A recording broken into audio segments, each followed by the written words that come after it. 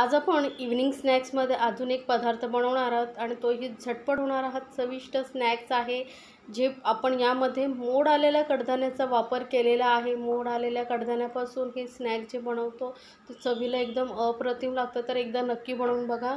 मुलांच्या टिफिनमध्ये किंवा संध्याकाळी मग मुलांना भूक लागते त्यावेळेस काय बनवावं असा विचार पडत असेल तर हे झटपट स्नॅक्स तुम्ही बनवू शकता। तर मी तुम्हाला एक तोडून दाखवते बघा, किती मस्त असं आतून सॉफ्ट आणि बाहेरून एकदम क्रिस्पी असं हे स्नॅक झालेलं आहे। हे सॉस बरोबर किंवा चटणी बरोबर किंवा असंच खाण्यास खूपच छान लागतं। तर स्नॅक्स बनवण्यासाठी इथे मी 100 ग्रॅम मूग आणि मटकी दोन्ही मिक्स घेतलेले आहेत। तर आता तुम्हाला जे कडधान्य आवडतं ते तुम्ही घेऊ शकता, पण मूग मटकी कसे एकदम सॉफ्ट होतात शिजवल्यानं, तर बाइंडिंग छान होतं, त्यामुळे मी मूग आणि मटकी घेतलेले 100 ग्रॅम। आता हे आपण उकडून घेतलेले। त्यानंतर मी इथे 4 उकडलेले बटाटे घेतलेले आहेत। बटाटे आपण हातानेच कुस्करून घ्यायचे आहेत किंवा मग तुम्ही स्मॅशरने स्मॅशही करून घेऊ शकता, पण हे थोडेसे असे दाणेदार असले ना, असं थोडी बाईट्स आली की छान लागतात हे स्नॅक जे आहे आपण बनवतो आज। त्यामुळे मी असं हाताने फक्त रफली कुस्करून घेते आहे। आणि त्यानंतर आपली मूग आणि मटकी ही उकडून झालेली आहे, ती आपण यामध्ये मिक्स करूया। आणि मोड आलेले कडधान्य पौष्टिक आहे, त्यामुळे मुलांना तुम्ही अगदी दिला तर मुलंही खूप आवडीने खातील। त्यानंतर आता यामध्ये आपण 2 हिरव्या मिरच्या बारीक कापून घालतोय। सोबतच एक कांदा घेतलेला आहे मी बारीक कापून घ्यायचा आहे आणि 1 चमचा आलं लसूण पेस्ट घेतलेली आहे। सोबतच थोडंसं हळद पाव घालायची, अगदी पाव चमचा एवढंच हळद घालायची, त्यामुळे कलरही खूप छान येतो।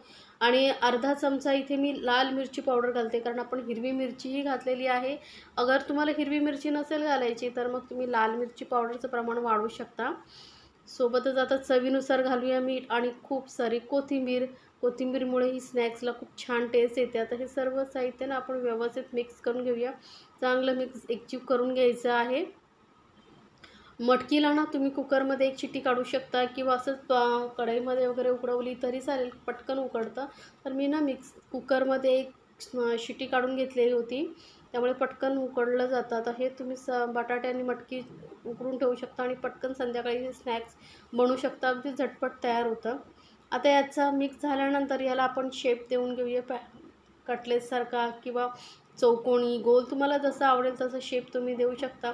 तर इथे मी चौकोनी शेप देणार आहे, त्यामुळे लुकही खूप सुंदर येतो आणि मुलांनाही असं काहीतरी वेगळं प्रकारचं दिलं तर मुलंही आवडीने खातात।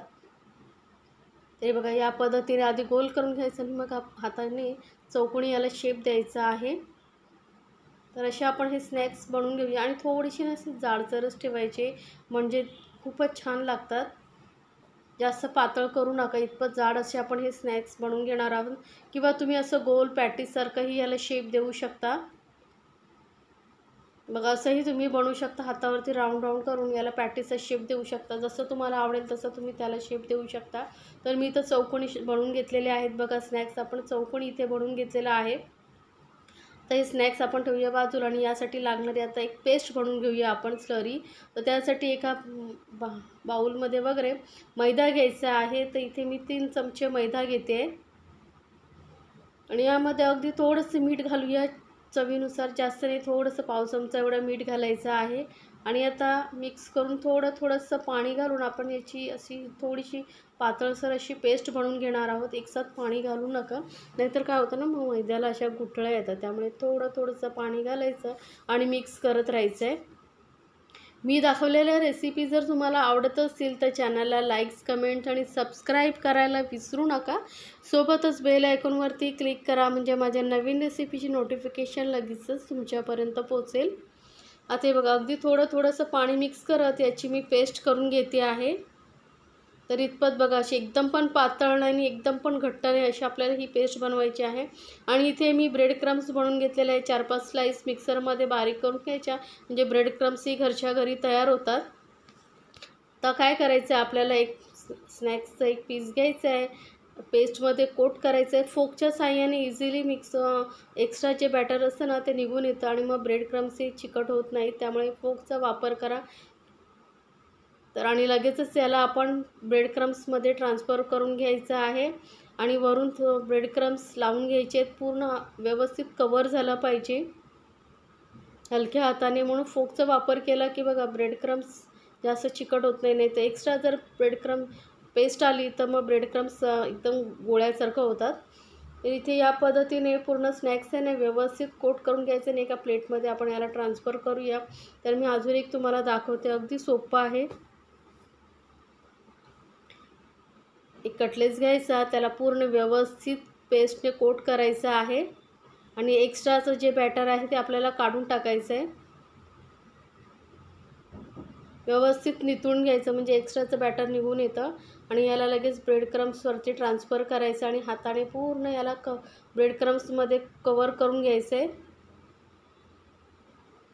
व्यवस्थित कोट झालं पाहिजे. ब्रेड क्रम्स लावल्यामुळे काय होतं, मस्त स्नॅक्स आपलं कुरकुरीत होतं.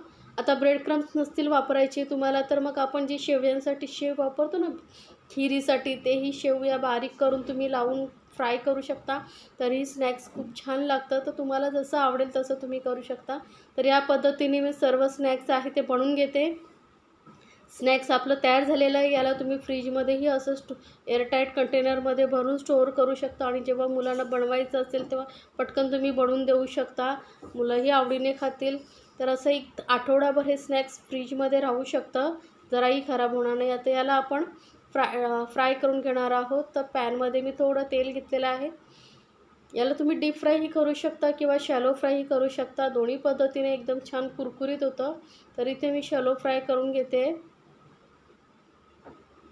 आणि गॅस ना आपल्याला एकदम मिडियमवरती ठेवायचं आणि मिडियम फ्लेमवरती आपण मस्त असा बाहेर खालच्या साईडने छान असा कलर येईपर्यंत फ्राय करायचं. तर त्याला पलटत राहायचं नाही. थोडं व्यवस्थित एका साईडने फ्राय होऊ द्या, नंतर पलटून मग आपण दुसऱ्या साईडने फ्राय करायचं. यामुळे काय होतं, हे जे स्नॅक्स आहे आतपर्यंत मस्त कुरकुरीत होतं, छान लागतं. सतत तुम्ही पलटत राहिलात ना तर आतपर्यंत व्यवस्थित फ्राय होत नाही. त्यामुळे एका साईडने फ्राय करून नंतरच दुसऱ्या साईडने टर्न करून फ्राय करायचं. तर बघा कलर किती छान आलेला आहे. मस्त असं हे आपलं जे आहे स्नॅक्स तेलामध्ये व्यवस्थित सेट होताना मग आपल्याला टर्न करायलाही इझी होतं. तर असंच आता आपण दुसऱ्या साईडनेही फ्राय करून घेऊया. तर स्नॅक जे आहे आपल्या दोन्ही साईडने व्यवस्थित फ्राय झालेला आहे. बघा किती छान कलर आले दोन्ही साईडने आणि मीडियम फ्लेमवरती फ्राय केल्यामुळे मस्त असं कुरकुरीत झालेलं आहे. तर दोन्ही स्नॅक्स आपण तेलामधून काढून घेऊ. तर हे असं आपलं हे मस्त असं पौष्टिक स्नॅक्स तयार झालेलं आहे. तर लवकर बनवा आणि मला कमेंट्समध्ये जरूर सांगा तुम्हाला ही रेसिपी कशी, आणि मला रेसिपी जर आवडत असेल तर चॅनलला लाईक्स, कमेंट आणि सबस्क्राईब करायला विसरू नका.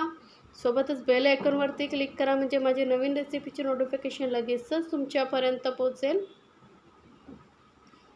तर बघा किती सुंदर असं आपलं हे स्नॅक्स तयार झालेलं आहे आणि पौष्टिक आहे. त्यामुळे तुम्ही मुलांना बिंदास देऊ शकता.